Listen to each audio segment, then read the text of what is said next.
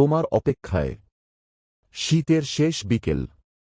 রুদ্র বসে ছিল কলকাতার রবীন্দ্র সরোবরের ধারে, জলের ঢেউ আর পাখিদের ডাক শুনতে শুনতে। বহুদিন পর নিজের শহরে ফিরেছে, কিন্তু মনের কোথাও যেন ফাঁকা। একসময় সেই মেয়েটা তার জীবনের কেন্দ্রবিন্দু ছিল। মেয়েটার নাম ছিল মেঘলা। কেমন যেন একটা মেঘলা বিকেলেই প্রথম দেখা হয়েছিল তাদের। 2 বছর আগে এক বইমেলায় তাদের প্রথম দেখা। রুদ্র ছিল সেই সময় বিশ্ববিদ্যালয়ের ছাত্র, আর মেঘলা একটি প্রকাশনীতে কাজ করত। মেঘলার হাসি, তার কথা বলার ভঙ্গি, সবকিছুই ছিল রুদ্রের কাছে মুগ্ধ করার মতো। প্রথম দেখাতেই যেন একটা অদ্ভুত টান অনুভব করেছিল রুদ্র। দিন যেতে থাকে, তাদের বন্ধুত্ব গভীর হতে থাকে।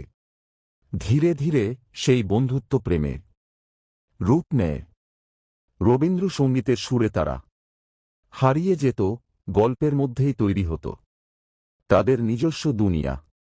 মেঘলার হাসি, তার সরলতা আর ভালোবাসায় ভরা মন, সবকিছুই রুদ্রকে প্রতিনিয়ত আকর্ষিত করত।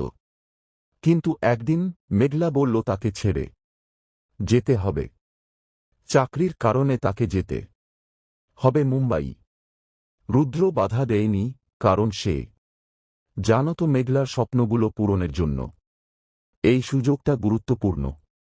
তবে দূরত্ব তাদের সম্পর্ককে আস্তে আস্তে দুর্বল করে দেয়।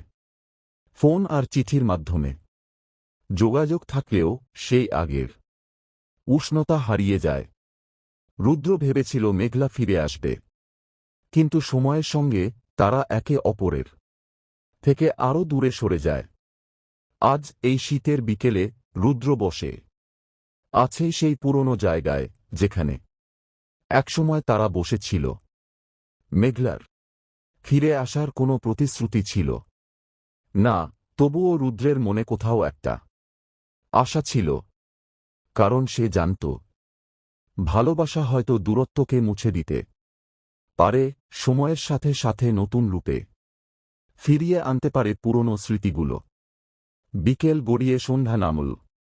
হঠাৎ পেছন থেকে পরিচিত এক গলার আওয়াজ শোনা গেল, রুদ্র। রুদ্র ফিরে তাকিয়ে দেখল মেঘলা দাঁড়িয়ে আছে, তার মুখে সেই পুরনো হাসি, চোখে অশ্রু। দুজনের মাঝের দূরত্ব যেন মুহূর্তেই গলে গেল। তারা বুঝতে পারল, ভালোবাসা হারিয়ে যেতে পারে না, যতই দূরত্ব থাকুক না কেন। রুদ্র আর মেঘলা আবার একসঙ্গে হাঁটা শুরু করল, নতুন করে, নতুন স্বপ্ন নিয়ে।